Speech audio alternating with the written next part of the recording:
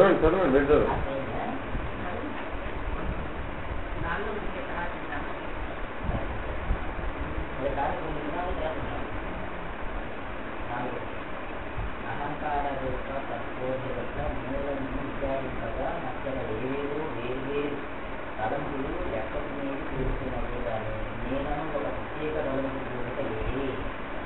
అంతకుముందు ప్రశ్నలో ఏమన్నాడు?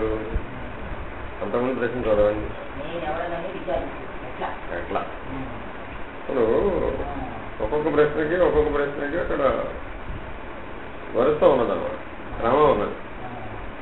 మొదట ఏం చెప్పాడు? ముక్తి ఎట్లాగా అని అడిగాడు, నేను విషయం చెప్పారు. తర్వాత ఏం చేశారు?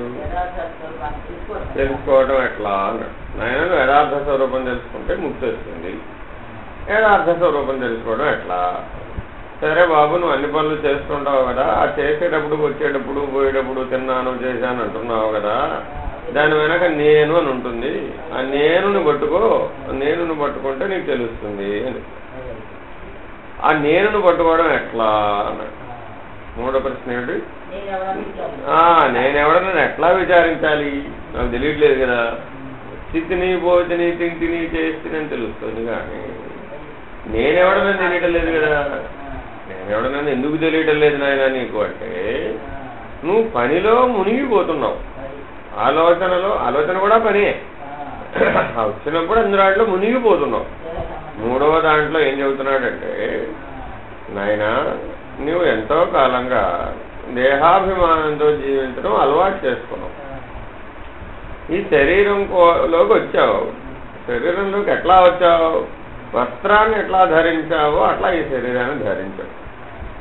కానీ లోకవాసన చేత, శాస్త్రవాసన చేత, దేహవాసన చేత, 3 గుణాల చేత నీవు కప్పబడి, ఆ పంచకోశాల చేత కప్పబడి నీవు దేహాభిమానాన్ని పొందావు. నీ దేహం ఎట్లా తయారైంది? వీటి ద్వారా తయారైంది. కాబట్టి వాటితో జీవించేటప్పుడు అది నీ చేతిలో పనిముట్టు అనే జ్ఞానాన్ని మర్చిపోయావు. ప్రతి ఆలోచన వెనక కూడా నేననే స్ఫురణ ఉంటేనే, నేననే ఉనికి ఉంటేనే నీకు ఆలోచన వస్తుంది. లేకపోతే ఆలోచన వస్తుందా? శవానికి ఆలోచన ఉందా?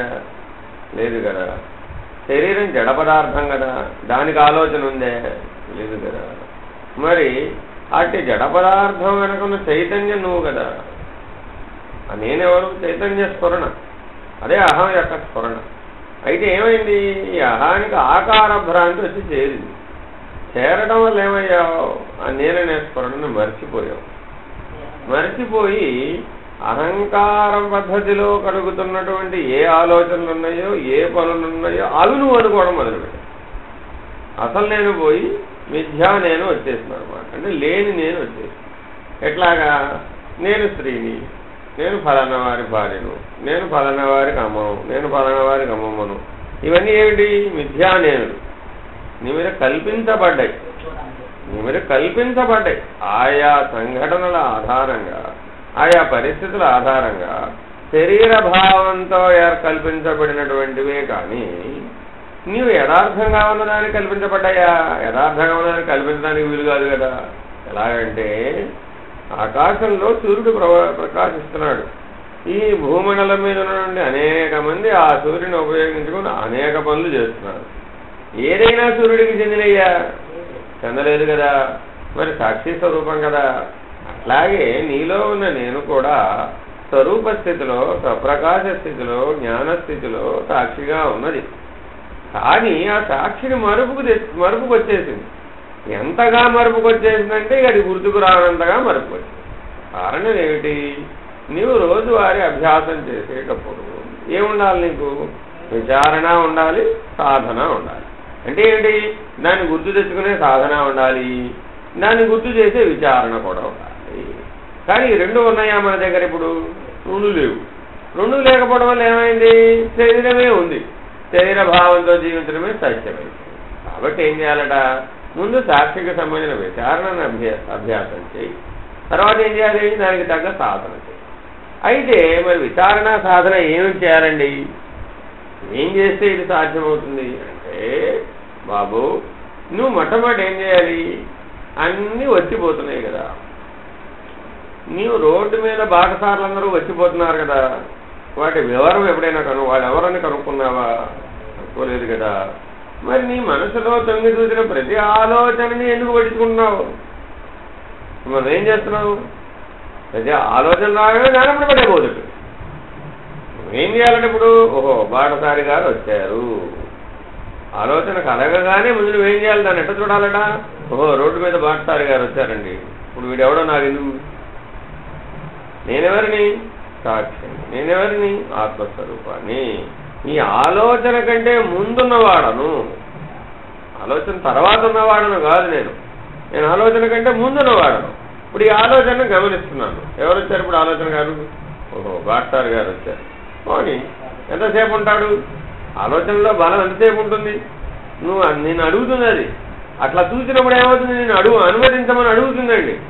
నన్నేం చేయమంటావు అంటూ ఉంటుంది అది. ఏముందో చేసేది, ఊరుకోగసేపట్టాక. ఏం చేయమన్నాడంటే దానికి ఉపమానం చెప్పాడు. చిత్రముల వలె చూడు. ఇవన్నీ చిత్రాలు కదా, ఆ చిత్రములను ఎట్లా చూస్తున్నావో దాన్ని కూడా అలా చూడు, ఓరక ఉండు. ఇది చేయాలట. ఆ సాక్షి తెలియాలి, నేను తెలియాలి అంటే నువ్వేం చేయాలి, నేనేం చేయాలయా? చిత్రాన్ని ఎట్లా చూస్తున్నావో, గోడ మీద చిత్రాన్ని ఎట్లా చూస్తున్నావో, దృశ్యాన్ని ఎట్లా చూస్తున్నావో ఆ దృశ్యంలో చేరమాక, ఓరక ఉండు. స్పందించమాక, ఓరక ఉండు. గమనిస్తూ ఉండు, గమనిస్తూ ఉండు, ఓరక ఉండు. అవన్నీ ఎవరి లక్షణాలు? నీ హృదయంలో ఉన్న పరమాత్మ లక్షణాలు. ఆ లక్షణాలతోటి జీవించడం మొదలుపెట్టు. ఇప్పటివరకు శరీరంతో కూడిన లక్షణాలతోనే జీవిస్తున్నావు. ఇప్పుడు పరమాత్మ లక్షణాలని నిత్యం స్మరిస్తూ, పరమాత్మ లక్షణాలంటే విష్ణు సహస్రనామం చదవడం కాదు, అర్థమైంది? నీ హృదయంలో పరమాత్ముడు ఈ లక్షణాలతో ఉన్నాడు. ఎలా ఉన్నాడు? ఏం కదలకుండా ఉన్నాడు, శాశ్వతంగా ఉన్నాడు, ఎలా స్పందించకుండా ఉన్నాడు, గమనిస్తూ ఉన్నాడు, ఓరక ఉన్నాడు. ఇవన్నీ పరమాత్మ లక్షణాలు. ఈ పరమాత్మ లక్షణాలు ఎక్కడున్నాయి? నీలోనే ఉన్నాయి, నీ హృదయ స్థానంలోనే ఉన్నాయి. అక్కడ ఎవరున్నారు? నువ్వే ఉన్నావు, వేరేవాడు ఎవడు లేడు. ఆ నేననే పరమాత్ముడు ఉన్నాడు. ఆ నేననే పరమాత్ముడు ఈ లక్షణాలతో ఉన్నాడు కాబట్టి నీ శరీరం నిలబడుంది. ఇది తప్పుకుంటే ఏది నీ శరీరానికి విలువ? అందరూ ఎంత గొప్పగా నిన్ను రోజువారీ పొద్దులు లేచిన మొదలు నువ్వు ఇంద్రుడివి చంద్రుడివి, నువ్వు లేకపోతే ఈ కుటుంబం లేదు, నువ్వు లేకపోతే అది లేదు ఇది లేదు అన్నవాళ్ళు ఈ నేను తప్పుకోగానే నేనేం చేశాను? ఎందుకని? దీనికేం విలువ లేదు, దీనికి విలువ లేదు. విలువ ఎట్లా వచ్చింది? నేను వల్ల వచ్చింది. అర్థమైందండి? కాబట్టి దీంట్లో ఉన్నప్పుడు నేను పట్టించుకోవయ్యా. అంటే ఏమిటి? సశరీరుడవై అశరీరిగా జీవించు. శరీరంలో ఉండగానే దీంట్లో ఉన్న అశరీరి ఒకడున్నాడు, శరీరంతో సంబంధం లేకుండా ఒకడున్నాడు ఇందులో. వాణ్ణి ఆశ్రయించు, వాణ్ణి గుర్తించు, ఆ లక్షణాలతో జీవించు. ఏమవుతావు అప్పుడు? శరీరంలో ఉండి ముక్తుడు అవుతావు. అంటే అర్థమేంటి? జీవన్ముక్తుడు అవుతావు. బ్రతికి ఉండి కూడా జీవుడు కానివాడు అవుతావు. బ్రతికి ఉండేది ఏమిటి? శరీరం.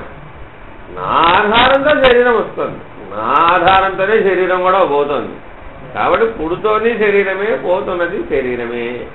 ఇప్పుడు జాతాశౌచం మృతాశౌచం శరీరానిగా నాకేమున్నాయి?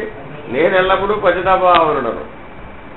ఎటువంటి పాపాత్మలైనా కూడా పవిత్రీకరింపజేయగలిగే సామర్థ్యం ఉన్నటువంటి వాడు నేను, సాక్షిని. నాకు పవిత్రత ఎక్కడ లేదు కదా, ఏ ద్వంద్వాలు లేవు కదా నాకు. అటువంటి వాడని నేను. కాబట్టి ఆ నేననేటువంటి హృదయ స్థానంలో ఉన్నటువంటి పరమాత్మను ఆశ్రయించు. ఏమవుతావు అప్పుడు? ఆ పరమాత్మ లక్షణాలతో జీవిస్తే పరమాత్మనే అవుతావు. అలా శరీర లక్షణాలతో జీవించావు కాబట్టి ఏమయ్యావు? శరీరం అయ్యావు. కాబట్టి నీలో ఉన్న పరమాత్మ లక్షణాలను గుర్తించి అట్టి పరమాత్మ లక్షణాలతో జీవించడం ప్రయత్నం చేయి అని చెప్పారు. చెబితే ఈయనేమంటాడు మళ్ళా 4వ ప్రశ్నలో?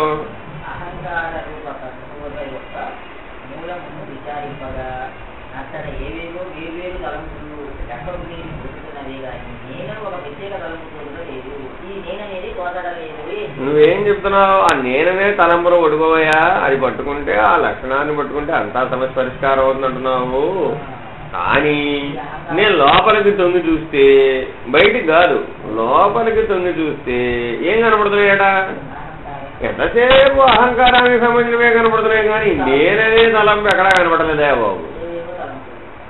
ఏదో దాని సంగతులే ఇదంతా సెలవులు పరవలుగా కథలుగా ఆ అహంకారానికి సంబంధించిన ఆలోచనలు కనపడుతున్నదే కానీ నేననే తలంపు కనపడలేదా బాబు? ఎట్లా దాన్ని అందులో ఉన్నటువంటి అహంకారాన్ని గుర్తించాలి. ఇప్పుడు గుర్తిస్తే తప్ప నిరసించలేవు. సమస్య ఏమిటంటే ఇప్పుడు ఒక ఆలోచన వచ్చిందండి, దాంట్లో అహంకారం ఎట్లుందో ముందు గుర్తించాలి. గుర్తించి అహంకారాన్ని నిరసించాలి. నిరసిస్తే కానీ దాని అనుగుణంగా నేను కనపడదు. ఎందుకంటే ఈ ముందు దట్టమైనటువంటి అడ్డుగోడగా ఇది ఉందండి, దీన్ని నిరసిస్తే కానీ దీని వెనకొన్నది కనపడదు. అర్థమైందండి? గర్భగుడి తలుపులు మూసేసి ఉన్నాయండి, దైవం ఎట్టా కనపడుతుంది? తలుపులు తెరిస్తే కదా. ఆ మధ్యలో తలిపే గర్భగుడి. అందుకే గర్భగుడి ఎందుకు పెట్టారంటే ఇదే విషయం. లోపలికి తొంగి చూసి ఏం కనపడుతున్నాడు ఇప్పుడు? అంత అహంకారానికి సంబంధించినవే కనపడుతున్నాయి. ఎందుకని? అలాగే ఉన్నాయి కాబట్టి. అవి ఇప్పటివరకు అభ్యాసం ఎలా చేసావు? అలాగే చేసావు. ఆ మనసును ఏ దారిలో పెట్టావు? అహంకారం అనే దారిలోనే పెట్టావు. బుద్ధిని ఏ దారిలో పెట్టావు? దాన్ని అహంకారం అనే దారిలోనే పెట్టావు. పెట్టి ప్రాణాన్ని కూడా దేని వైపు ఉపయోగించావు? అంటే శరీరం పద్ధతిలోనే ఉపయోగించావు. మరి వచ్చిన పనిముట్లన్నింటినీ అహంకార పద్ధతిగా ఉపయోగించి ఇప్పుడు అర్జెంటుగా నేను చూడాలంటే అంటే ఏం చేయాలట? తీసి పారేయడానికి వీలవుతుందా? అటా కుదరదు. నానేం చేయాలట? గమనించు. మొట్టమొదటి ఏం గమనించాలట? చెబుతున్నాడు సమాధానం. ఎట్లా దాన్ని తెలుసుకోవాలి? ఈ అహంకారపు ఆలోచనల వెనక ఉన్న నేను తెలుసుకోవడం ఎట్లా? అదే ఆయన ప్రశ్న. అక్కడ కనపడలేదుగా. ఎంత లోపలికి తిరిగి చూసినా అన్ని అహంకార సదృశమైనటువంటివే ఉన్నాయి కానీ నేనే తలము అక్కడ కనపడలే. ఎట్లా చేయాలి మరి అంటున్నాడు. సమాధానం చూడండి భగవాన్లు ఏం చెబుతున్నారు.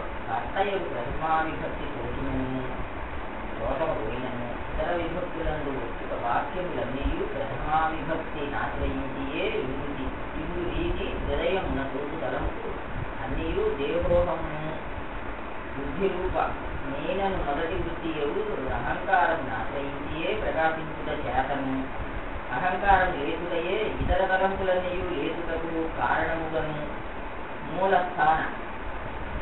మూలస్థానముగనుంట చేతను సంసారమును మాయావృక్షము యొక్క వేరవు అహంకార రూపములు తద్బోధను నాశనం చేసిన ఇతర తలంపులన్నీ మూలము దిగిన వృక్షము వలె అరుగుతో పడిపోవు. తన నిష్టకు ప్రతిబంధకముగా ఎన్ని తలంపులు రోజులను మనస్సు నా దారిని పోనీయక ఆత్మస్వరూపమైన తనయందే నిలిపి మన ఎదుట వేరే చిత్రములు జరుగుతున్నవో జరుగగలవో జరుగనిను సూతమని సాక్షి వలె విలక్షణముగా దూకుతుంది. అభ్యాసమే అనగా దృశ్యముల మయము కాక ఎప్పుడును తను విడవక నుండే ముందు చెప్పిన ప్రతిబంధకములన్నిటికీ మూలమైన దేహాత్మ బుద్ధి రూపమను నాశమునకు తగిన ఉపాయము అహంకారమును సులభముగా నాశము చేయు ఈ మార్గమునే భక్తి అనియు ధ్యానమనియు యోగమనియు జ్ఞానమనియు చెప్పడం. పెద్దగా చదివేశావు. చూడండి ఏం చెబుతున్నాడు ఆయన, అంత చక్కగా చెబుతున్నాడు. నాయన నువ్వు లోపలికి తొంగి చూస్తే ప్రథమావిభక్తితోటి అంటే నేను ప్రథమావిభక్తి, ద్వితీయ తృతీయ నీవు కాక ఇంకా మిగిలినవి అంటే అర్థం ఏంటి? నా భార్య అనగానే ఏమైంది? రెండోవాడు వచ్చేసాడుగా. అర్థమైందండి? ఇట్లాగా నేననే ప్రథమ స్థానం నుంచే మిగిలినవన్నీ ఉన్నాయి. అసలు ఉండటమే ఇలా ఉంది.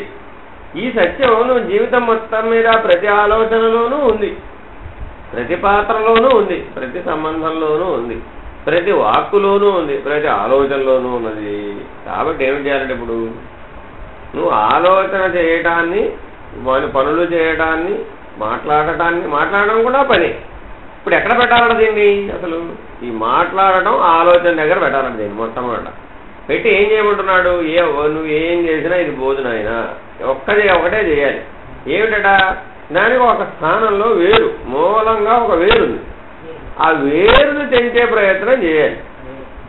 నువ్వు ఏదన్నా నువ్వు ఎంతవరకు ఏం చేశావు? పైన చూసుకొచ్చావు, ఆకులు చూసావు, కొమ్మలు చూసావు, రెమ్మలు చూసావు, దాన్ని ఏదో పళ్ళు చూసావు, పూలు చూసావు, దాన్ని కాసేపు ఈ ఫలం అన్నావు, కాసేపు ఆ కొమ్మ అన్నావు, ఏదో చేస్తూ వచ్చావు. కానీ ఎక్కడ వేరు తొలగిస్తే ఏ వృక్షం పడిపోతుందో ఆ వేరును పట్టుకోవాలంటే ఏం చేయాలట? ముందు ప్రథమ విభక్తిని పట్టుకోవాలట. అంటే అర్థం ఏమిటి? ఏదైనా ఒక పనిని తీసుకోండి, ఉదాహరణ తీసుకున్నాం. ఇప్పుడు ఈడు పిన్ని గారు అని అన్నాను అనుకోండి. ఎవరికి పిన్ని గారు? ఎవరికో ఒక శరీరానికి పిన్ని గారు. కూతురు అనుకోకూడదు. అక్కడ కూతురు అంటే ఏమైంది? మళ్ళా అహంకారం వచ్చేది. ఇప్పుడు ఏం చేయాలి? ఒక శరీరానికి ఈవిడ పిన్ని గారండి, అంతే కదా. ఈ పిన్ని గారు అనేది శరీరగత సంబంధమా, నేనుతో వచ్చిన సంబంధమా? శరీరగత సంబంధం, అంతే కదా. ఈ పిన్ని గారికి నేను డజన్ మామిడి పళ్ళు ఇస్తే బాగుండు ఆలోచనగా, అంతేనా? ఈవిడ పిన్ని గారు కాకపోతే నేను ఇస్తానా? వ్యతిరేకం ఆలోచించాలండి. ఈవిడ పిన్ని గారు కాకపోతే నేను ఇస్తానా అంటే శరీరగత సంబంధానికి ప్రాధాన్యత ఇచ్చినప్పుడే నేను ఇది ఇద్దాం అనుకుంటున్నాను. ఇవ్వడానికి పిన్ని గారే కావాలా? ఇప్పుడు ఎట్లా రావాలి ఆలోచన? ఇవ్వడానికి పిన్ని గారే అయి ఉండాలా? అక్కర్లేదు. ఏ జీవికైనా ఇవ్వచ్చు. ఇచ్చే నీకు మనసు ఉండాలే కానీ పుచ్చుకునేవాడు ఎవడైనా పుచ్చుకోవచ్చు. ఇచ్చే నేనని మళ్ళా నేను అనుకోవాలా? నేనెవరిని ఇవ్వడానికి? పరమాత్మ కదా సృజించింది. సృష్టి ఎందు పరమాత్మ సృజించింది. ఎవరిని ఆశ్రయించాలో వారిని ఆశ్రయిస్తోంది కదా, మధ్యలో నేనెవరిని? కాబట్టి ఇవ్వడం సమంజసమా, ఇవ్వకపోవడం సమంజసమా? ఇవ్వడమే సమంజసం. పరమాత్మ బద్దలిగా ఇవ్వడం అత్యంత సమంజసం. అప్పుడు ఏమైంది? ఇచ్చినవాడు లేడు, పుచ్చుకున్న పిన్ని లేదు. అర్థమైందా?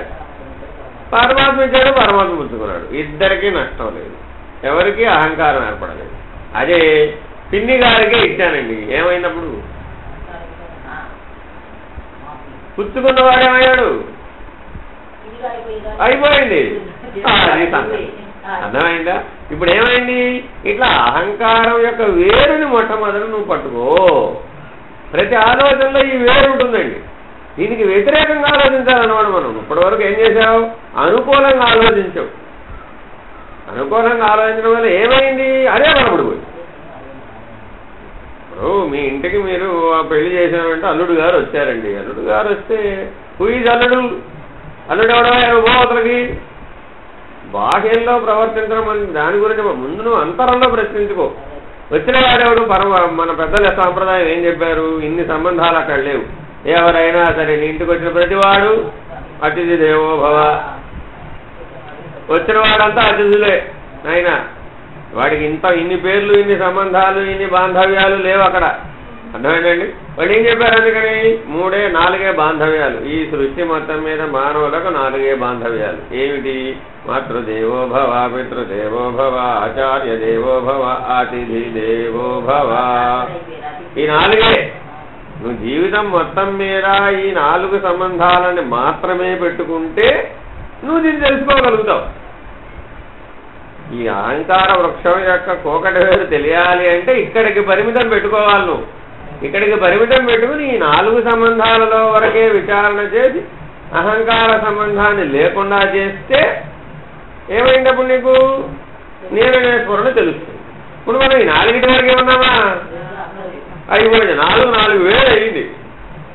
ఇదే దాని లెక్క ఏముంది? అది ఎంత అవుతుందో 40,000 అవుతుందో కూడా మనకు తెలియదు.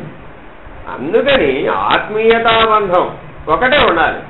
వీరెవరండి? వీరు ఆత్మీయులండి. ఆత్మీయులంటే దానికి ఏమి సంబంధం లేదుగా.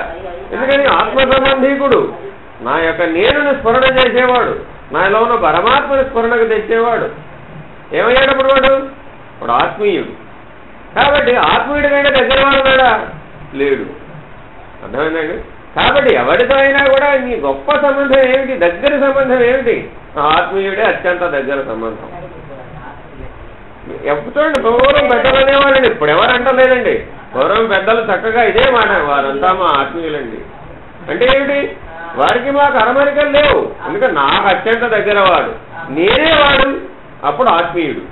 వాడికి నాకు భేదం లేదు. ఎందుకని? నేనుగా చూసినప్పుడు ఎక్కడ ఉంది? అర్థమైందండి? నేనుగా చూశాను, వాడిని నేనుగా చూస్తున్నాను. నేను పరమాత్మను, వాడు పరమాత్మే. నేను ఆత్మస్వరూపుడను, వాడు ఆత్మస్వరూపుడు. దేహ సంబంధంగా చూడటం లేదు, నేను దేహ సంబంధంగా ప్రవర్తించటం లేదు. అప్పుడు కదా నీకు అసలు నిజమైన సంబంధం అంటే ఏమిటో తెలిసేది. అప్పుడు కదా ఎవరికి ఏం చెప్పాల్సిన అవసరం లే. వాడిని చూస్తేనే నువ్వు అవగాహన చేసుకోగలవు ఏం చెయ్యాలో. నిన్ను చూస్తేనే వాడు అవగాహన చేసుకోగలడు ఏం చెయ్యాలి. ఇప్పుడు భార్యాభర్తలు ఆత్మీయులా లేకపోతే శరీర సంబంధికులా? ఉండాలి. కానీ ఎలా ఉన్నారు? దేహ సంబంధికులుగా ఉన్నావు. ఏమైంది అందువల్ల? చెబితే అర్థం కాదు, చెప్పకపోయినా అసలు అర్థం కాదు. అర్థమైందండి? ఇప్పుడు ఏమయ్యారు? అందువల్ల ఒక దగ్గర ఉంటున్నారే తప్ప ప్రయోజనం శూన్యం. ఎందుకని? ఒకరి సమస్యను ఒకరు అర్థం చేసుకోరు. అర్థం చేసుకోవాలంటే ఏముండాలి? ఇదిగో అహంకార నిరసనతో కూడినటువంటి ఆత్మీయతా బంధం ఉండాలి. ఆత్మీయత బంధం అనేది బంధం అది ఇప్పుడు అది బంధం కాదు. ఎందువల్ల అది పెద్ద ముళ్ళు. మిగిలినటువంటి ముళ్ళలన్నింటినీ తొలగించేటువంటి పెద్ద ముళ్ళు చిక్కు పడిపోయింది. ఈ వస్త్రం వెళ్ళి ముళ్ళ మీద పడిందండి. ఆ ముళ్ళన్నీ ఈ వస్త్రంలో చేరినాయి. ఇప్పుడు ఆ ముళ్ళు చిన్న చిన్న ముళ్ళని తీసేయాలి. తీసేయాలని ఏం చేయాలి? ఒక పెద్ద ముళ్ళు కావాలి. తర్వాత ఈ పెద్ద ముళ్ళు కూడా వాడేస్తాం దాన్ని ఉపయోగించుకొని. కాబట్టి నేను ఆత్మస్వరూపుడనే భావనతో నీవు గనక అన్ని అహంకార మూలాలని గనక విచారణ చేసినట్లయితే నీలో కలుగుతున్న ఆలోచనలన్నింటినీ అవి దృశ్య రూపమని చిత్రరూపమని ఆ దృశ్యములు చిత్రములు నేను కాదని వాటిలో చేరకుండా ఆ దారిన పోకుండా ఆ దృశ్యంలో పోకుండా ఆ చిత్రాన్ని ఎట్లా చూస్తున్నావో గోడ మీద చిత్రం ఉందండి ఎట్లా చూస్తున్నావు? ఏమైనా చేరిపోతున్నావు అందులోకి? ఆ చిత్రంలో పెద్ద తుఫాను వచ్చినట్టు ఒక చిత్రం గీశాడండి. ఆ తుఫాను నువ్వు కొట్టుకుపోతున్నట్టు భావం చేసావా? తెలియదుగా. ఆ చిత్రాన్ని ఎట్లా చూస్తున్నావు? విడిగా ఉంటలే, సాక్షిగా చూడలే. అలాగని ఆలోచనని చూడవయ్యా. గమనించు, ఊరక ఉండు. అట్లా సాక్షి వల్ల చూస్తూ ఉంటే ఈ ఒక్క సాధనే చేయాలట. ఇంకెన్ని చేసినా సాధ్యం కాదు. అందుకే దీని ఇంతమంది ఎన్ని రకాలుగా చెబుతున్నారు కదండి. మరి ఏం చేయమంటారండి? అవన్నీ ఇదేనయ్యా బాబు. ఇదే భక్తి, ఇదే ధ్యానం, ఇదే యోగం, ఇదే జ్ఞానం. ఈ పని చేయకపోతే నువ్వు ఎన్ని చేసినా ఆ పేరు మీద అది సాధ్యమేనా? ఉదాహరణ చెప్తా చూడండి. ఇప్పుడు నేను భక్తిలో చాలా చేశానండి. ఎక్కడ చేశావు? ఆ అహంకార వృక్షం యొక్క కొమ్మల మీద ఇటు అటు ఊగిసలాడావు. ఓసారి విష్ణుసహస్రనామం అన్నావు, ఒకసారి లలితా సహస్రనామం అన్నావు, ఒకసారి శివసహస్రనామం అన్నావు, ఒకసారి సంధ్యావందనం అన్నావు, ఒకసారి ఇంకోటి అన్నావు, ఒకసారి ఇంకోటి. ఇప్పుడు ఏమిటట? ఆ కొమ్మల మీద ఎగురుతున్నావు. ఈ కొమ్మ ఆ కొమ్మ ఈ కొమ్మ. అసలు అహంకార వృక్షానికి మూలం ఎక్కడుంది? ఆ మూలమైన వేరుని తెంచే ప్రయత్నం చేస్తే వృక్షం అదే కూలిపోయింది. కాబట్టి వృక్షానికి పైన కొట్టేస్తే ప్రయోజనం లేదు బాబు. ఆ మూలమైన వేరుని తెంచే సాధన చేయి. ఆ సాధనలోనే భక్తి, ధ్యానం, యోగం, జ్ఞానం అన్నీ అందులోనే ఉన్నాయి. ఎందుకని? అన్ని సాధనలకి అంత్య సాధన, చివరి సాధన ఏమిటంటే ఇదే. నువ్వు ఎన్నెన్నో చేసిరా, అవన్నీ నవవిధ భక్తి మార్గాలలోవి. చివరిదైనటువంటి ఆత్మనివేదన చేయాలి అంటే నీకు అసలు తెలియాలి. ఆ నవవిధ భక్తి మార్గాల్లో ఆఖరిదేమిటి? ఆత్మనివేదన. అర్చనం, వందనం, విష్ణుస్మరణం, పాదసేవనం అని వరుసగా చెప్పే 9 మార్గాలలో 9 నవవిధ మార్గాలలో ఆఖరిదేమిటి? ఆత్మనివేదన. మరి ఆత్మస్వరూపం తెలిస్తే కదా నివేదన చేసేది.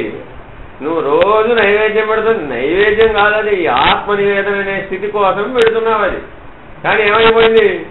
పూర్ణంబురులు సత్యం, గారెలు సత్యం, పిండి వంటలు సత్యం అయిపోయింది నైవేద్యంలో. దానికోసం భగవంతుడు అక్కడ లేడు, వాటి వల్ల ప్రయోజనం లేదు. ఆ నివేదన అనేది చివరికి ఎందుకు పెట్టారు? అంతకుముందు 9 నవవిధ భక్తి మార్గాలు చేస్తూ వచ్చా. వార్చనం, వందనం, విష్ణుస్మరణం, పాదసేవనం అన్ని వరుసగా చేస్తూ వచ్చి చివరికి నివేదన పెట్టాడు. నివేదన అంటే ఏంటి? అర్పించేశావు. ఇది తిరిగి రాదు. నిన్ను నువ్వు అర్పించేశావు. నేననే ఆత్మస్వరూపాన్ని పరమాత్మ స్థితికి అర్పించేశావు. ఏమైనప్పుడు ఆత్మ నివేదన అయింది. ఇలా పెట్టారు బాబు. దీన్ని అర్థం చేసుకో. ప్రతి దాంట్లో పెట్టే విధానం అదే. కానీ ఆచరణలో ఏమైంది? ఈ అహంకార వృక్షాన్ని ఆశ్రయించడం చేయాలి, అంతా పోయింది. తూర్పుకి తిరిగి ఎందుకు చేయాలి? రాత్రి కూడా చెప్పా అదే. తూర్పును చూడనే సాక్షి ఉన్నాడు. ఆ సాక్షి స్మరణతో ఆ సాక్షిని నేను ఆ సాక్షి వలే ఉంటానని ఆయన ఎదుర్కొన్నా కూర్చుని ఆయన ఆశ్రయించి ఆ స్థితిలో ఉండి నేను ఈ పని చేస్తున్నాను అని. కానీ అందుకు తూర్పుకి తిరిగి కూర్చుని ఏవయ్యా అన్నారు ప్రతిదానికి కూడా. ఎందుకు తూర్పు అంటే వాడికి తెలియదు, చెప్పేవాడికి తెలియదు, చేసేవాడికి అంతకంటే తెలియదు. అదేంటంటే పెద్దలు చెప్పారంటాడు. అదే పెద్దలు ఎందుకు చెప్తారు? నీ ఉన్నతి కోసమే చెప్పారు. నీ ఔన్నత్యం, నీలో ఉన్నటువంటి స్థితిని తెలుసుకోవడం కోసమే చెప్పారు. కానీ విచారణ చేయకపోవడం వల్ల ఏమైంది? బాహ్యమే సత్యమై అహంకార వృక్షాన్ని ఆశ్రయించాం. దేని ఆశ్రయించాలి? నువ్వు ఆత్మను ఆశ్రయించాలి, నేను ఆశ్రయించాలి. కానీ దేని ఆశ్రయించావు? అహంకార వృక్షాన్ని ఆశ్రయించావు. ఇదే బైబిల్ కూడా చెప్పేది. ఎవరు చెప్పినా ఇదే. నాయన యెహోవా నీ ప్రభువుని ఆశ్రయించు, సాతానుని ఆశ్రయించమాక. ఆ యాపిల్ చెట్టును ఆశ్రయించమాక. ఆ యాపిల్ పండు తినమాక. అది తింటే నీకు దేహభ్రాంతి కలిగింది, అహంకారం కలిగింది, నువ్వు పాపాత్ముడు అయినావు. చూడండి స్పష్టంగా బైబిల్ కూడా అదే చెప్తుంది, వేరే ఏం లేదు, ఇక్కడ అదే చెప్తున్నాడు. అహంకార వృక్షము, దాని ఫలాన్ని స్వీకరించమాక, దాని ఫలాన్ని స్వీకరిస్తే పాపాత్ముడమైనావు. ప్రభువుని ఆశ్రయించు, ఆత్మను ఆశ్రయించు, పరమాత్మను ఆశ్రయించు, అప్పుడేమైంది? పుణ్యాత్ముడు. కాబట్టి పాప పుణ్యాలకు ఇప్పుడు అర్థం ఏమిటి? అహంకారాన్ని ఆశ్రయిస్తే అదంతా పాపమేనా? దేహాభిమానం అంతా పాపమే. పుణ్యం అంటే ఏమిటి? నేను ఆశ్రయించడమే పుణ్యం. నీ యొక్క స్వరూప స్థితి, ఆ స్వరూప జ్ఞానం, స్వప్రకాశ జ్ఞానాన్ని పొందడమే పుణ్యము. ఇంతకు మించిన పుణ్యం ఏది లేదు నాయన. ఎందుకని? అన్ని పుణ్యాల ఫలితమే అది. ఆ భక్తి, ధ్యానం, యోగం, జ్ఞానం నువ్వు ఎన్నైతే చెప్తున్నావో ఆ పుణ్యాల ఫలితమనే సాధనంతా ఏమిటి? అహంకార వృక్షం కూలిపోవడమే. కానీ ఇప్పటివరకు ఏం చేశావు? వీటిని కూడా పట్టుకుపోయి అహంకార వృక్షాన్ని బలపరిచావు.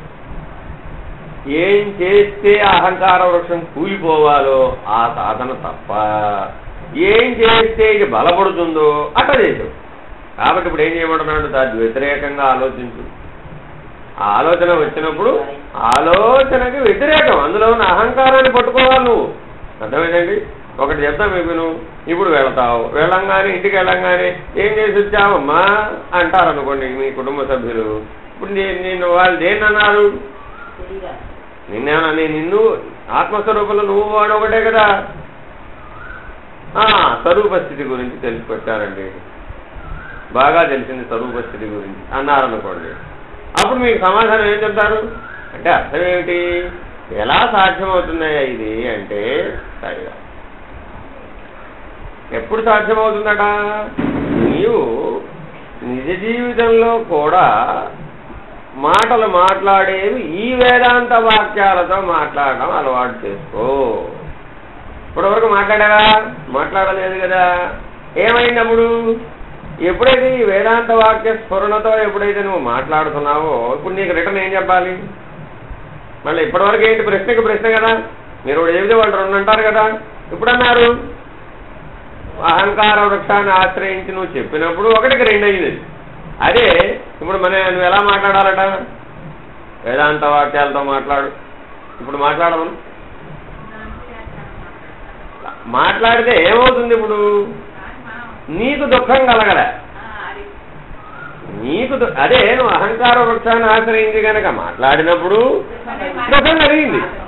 ఎప్పుడైతే నువ్వు వేదాంత వాక్యాన్ని ఆశ్రయించి వేదాంత వాక్యాలనే సమాధానాలుగా చెప్పావో అప్పుడేమైంది? దుఃఖం ఉండదు. అమ్మ అన్నారు, అజ్ఞానంతో అన్నాడు, మంచిది, మనకేం పోయింది? నేను అట్లాగే అన్నాక నిన్నటిదాకా నేను ఇట్టా అన్నవాడినే కదా. తెలిసినప్పుడు వాళ్ళు కూడా అనకుండా పోతారు, అంతే కదా. కాబట్టి ఎప్పటికైనా ఈ అహంకార వృక్షం కూలిపోవలసిందే. ఎంతకాలం దీన్ని కాపాడతావు? ఎందుకని? ఈ శరీరం ఎందుకు తెచ్చుకున్నావు అసలు? ఈ అహంకార వృక్షాన్ని కూల్చడం కోసమే ఈ శరీరం తెచ్చుకున్నావు. కానీ శరీరంలోకి రాగానే మర్చిపోయావు ఆ సంగతి. మర్చిపోయి అహంకార వృక్షాన్ని బాగా నారు పోసి నీరు పోసి బాగా పెంచి పోషించావు. ఏమిటా నారు పోసి నీరు పోసి? విషయాలనే నారు నీరు, ఫలితాలనే నారు నీరు, అపేక్ష, ఆ ఫలితం మీద అపేక్ష, అది నువ్వైపోవడం. అందుకేమన్నాడు అక్కడ? దృశ్యమయము కాకుండా. ఆ దృశ్యమయం, ఆ దృశ్యం నువ్వైపోతున్నావు. ఆలోచన కూడా దృశ్యమే, బుద్ధిలో ఉన్న జ్ఞాపకం కూడా దృశ్యమే. అది రాగానే అది నువ్వు అయిపోయావు. అది సంగతి.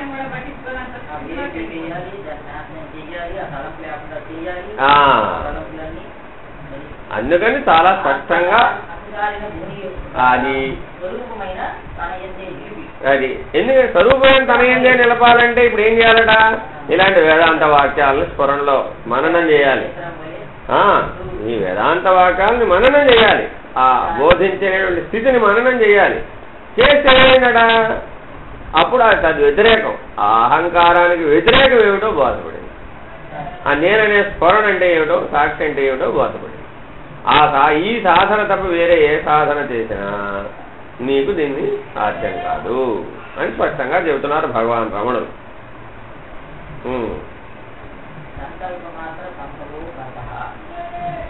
అసలు బంధం ఏమిటయ్యా? సంకల్పమే బంధము, నిస్సంకల్పమే ముక్తి.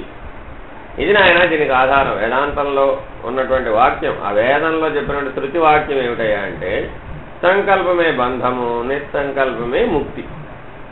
మరి ఇప్పుడు నీవు నిస్సంకల్పంగా ఎప్పుడైనా ఉన్నావా? అసలు లేవుగా.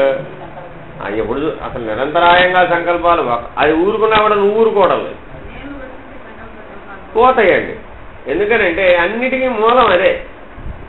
నేననే చోట నుంచే అన్ని సంకల్పాలు ప్రారంభమవుతాయి. ఈ నేననే చోటనే అన్ని సంకల్పాలు అణిగిపోతాయి. అర్థమైందండి? కాబట్టి మనసును ఆశ్రయించి కానీ ప్రాణాన్ని ఆశ్రయించి కానీ నీవు నీ హృదయస్థానాన్ని కనుక చేరినట్లయితే నీవు ఆ హృదయస్థానంలో ఉన్న నేనుని తెలుసుకోగలుగుతావు. తెలుసుకుంటే ఉపయోగం ఏమిటి అంటే ఇదే సంకల్పమే బంధము, నిస్సంకల్పమే ముక్తి. అది తెలుస్తున్నా. నేను ఆశ్రయిస్తే ఇది తెలుస్తుంది అన్నమాట. ఎట్లాగో చెబుతున్నాను.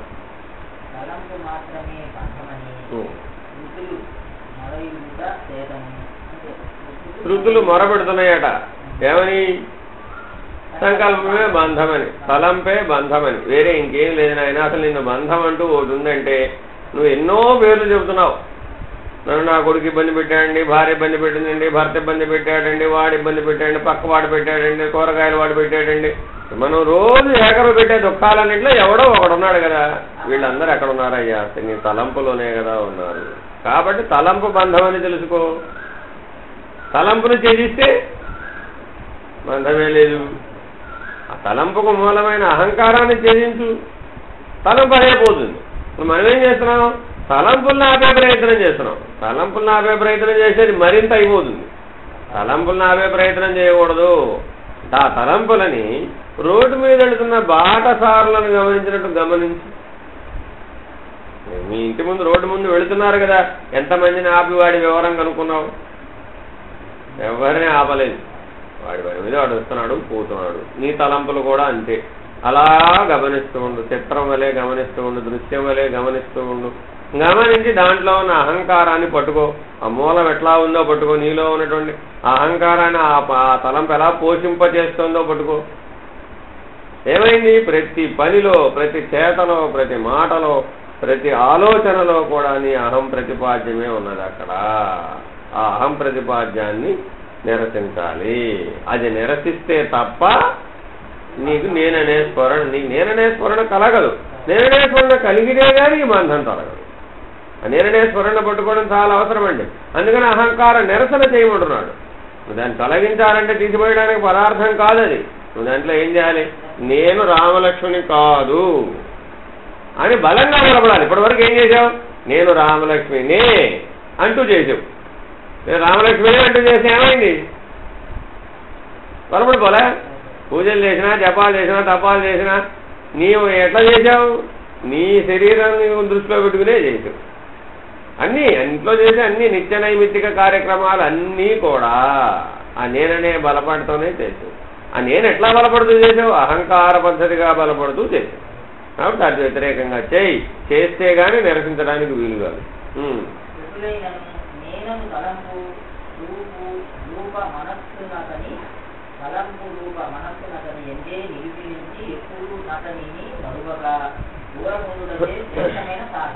ఇది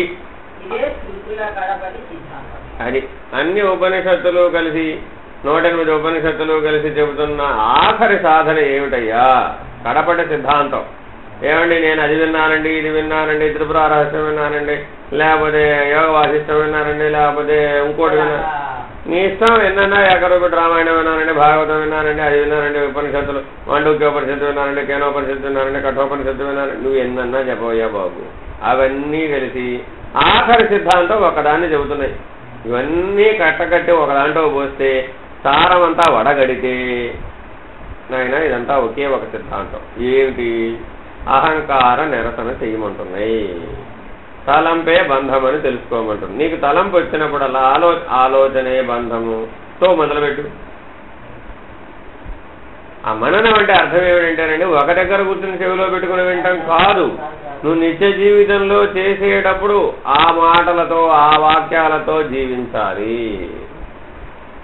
ఎవరైనా ఏదైనా అన్నారనుకోండి, వెంటనే తలంపే బంధము కదా అన్నారనుకోండి, ఏమైనప్పుడు ఇంకేముంది? నీకు సమస్య లేదుగా. తలంపే బంధము కదా అన్నారనుకోండి, ఎదుటివాడు విని అర్థం చేసుకుంటే వాడికి ఉపయోగమే. వాడు వినలేదు, అర్థం చేసుకోలేదు, నీకు ఉపయోగమేగా. నీవైనా నేననే స్మరణలో ఉంటావుగా, అహంకార నిరసన జరిగిపోతుంది కదా, అది నీకు ఉపయోగమే కదా. నువ్వు ముందు జ్ఞానంలో ఉండు, వాడి సంగతి తర్వాత వద్దాం. నువ్వు బంధ విముక్తుడివిగా, నీవు స్తంభాన్ని కట్టివేయబడి ఉండి వాడు నన్ను కొడుతున్నాడంటే నిన్నెవడు కట్టివేయబడున్నాడు? నువ్వు స్వేచ్ఛను పోలించే వాడు కొట్టే అవకాశం ఉందా? లేదు కదా. మనం ఏమంటాం ఎంతసేపు కూడా, నన్ను వాడు విడనివ్వడం లేదండి, నన్ను అసలు పోనివ్వడం లేదండి. అర్థం ఉందా ఏమైనా? నువ్వు వేదాంత వాక్యాలను ఆశ్రయించు, వేదాంత వాక్యాలతో జీవించు, నేను ఎవరు ఆపగలరో చూద్దాం. శరీరాన్ని ఏదైనా చేయగలరు కానీ దాని లోపల దాన్ని ఏం చేస్తావు? ఎవడేం చేయలేడు బాబు. ఎందుకని? ఏదైనా చేయగలిగితే పోయే రోజు ఏం చేశాడు? ఏమిటి? ఆ పోయేదాన్ని ఎవడన్నా పట్టుకోగలిగాడా? ఏమీ లేదు, కొట్టిదే. ఈ సత్యం తెలుసుకో. వాడు నన్ను నియమించేశాడండి, నన్ను కదలనివ్వడం లేదండి. దేన్ని కదలనివ్వడం లేదు? శరీరాన్ని. అర్థం ఉందా? నువ్వు మనసుతో చేసే పనిని ఎవడాపగలడు? అసాధ్యం, ఎవడాపలేడు కదా. కాబట్టి పరమాత్మను ఎట్లా ఆశ్రయించాలి? శరీరంతో ఎట్లా ఆశ్రయిస్తావు? మనసుతో ఆశ్రయించు. నువ్వు ఆపు దీన్ని చూద్దాం, ఆపలేవు కదా. ప్రహ్లాదుని హిరణ్యకశిపుడు శిక్షించదు పోతున్నాడు. దేన్ని శిక్షించాడు? ఏమాపగలిగాడు? కాబట్టి నీవు నిరంతరాయంగా నా చుట్టుపక్కల ప్రపంచం నన్ను నిర్బంధించేస్తోందండి, ఈ ప్రపంచం నన్ను తొలగినివ్వడం లేదండి, నాకు అడ్డంగా ఉందండి, ఇవే కదా మనం చెప్పేవన్నీ. దేనికి ఇవన్నీ? నీ శరీర సంబంధీకులు, ఇదంతా కూడా ఆత్మ సంబంధీకులు కావు ఇవి. నువ్వు ముందు మారాలి. నువ్వు ఆత్మానుసార పద్ధతిలోకి మనసును మారిస్తే తప్ప, ఇందాకేం చెబుతున్నాడు? దానెంబడ పోక ఆ దేహ సంబంధీకమైనటువంటి విధానంలో ఆ సిద్ధాంతం వెంబడి మనసు పోతోంది.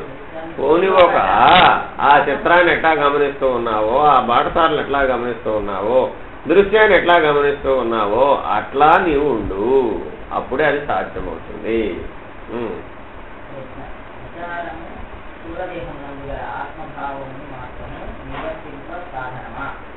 అంటే అర్థం ఏమిటి? ఈ విచారణ చేస్తే కేవలం స్థూల దేహానికి సంబంధించిన ఆత్మ విచారణే అవుతుందా? లేదంటే సూక్ష్మం, కారణం వగైరాలు ఇంకా ఉన్నాయి కదా, ఈ ఆత్మ విచారణ అక్కడ కూడా ఉపయోగపడుతుందా?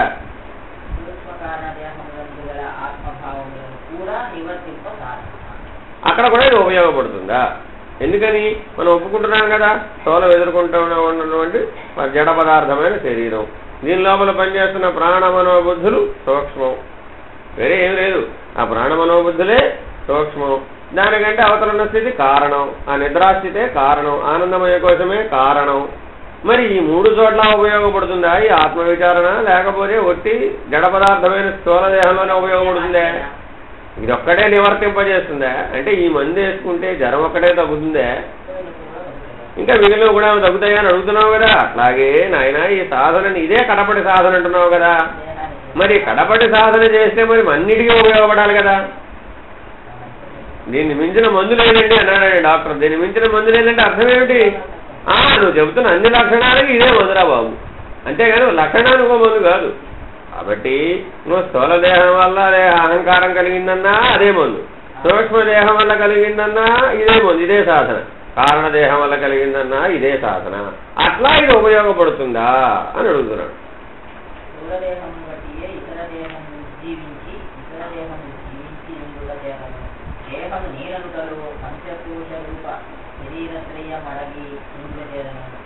స్థూలదేహమునందు గల ఆత్మభావ నాశనమే ఇతరదేహములందు గల ఆత్మభావముల నాశనముల చేతను విచారమా మూడు శరీరములందు గల ఆత్మభావములను బోధుట సాధనమవుతున్నది.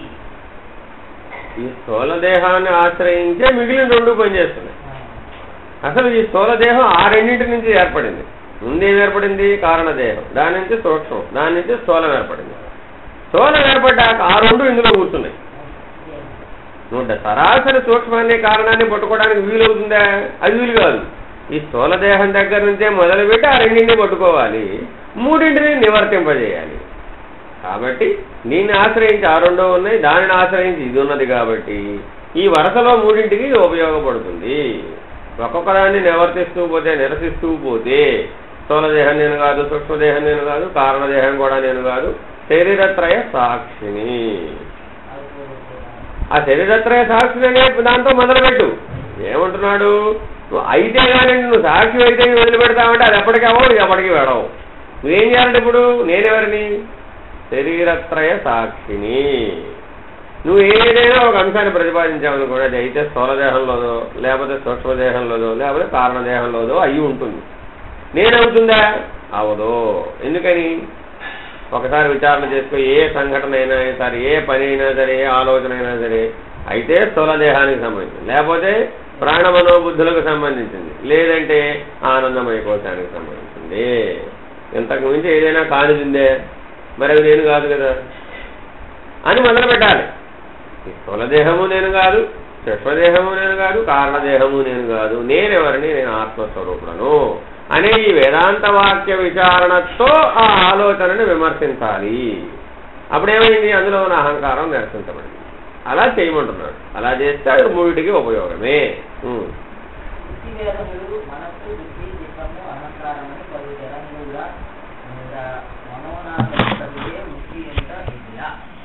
చాలా పై విషయం.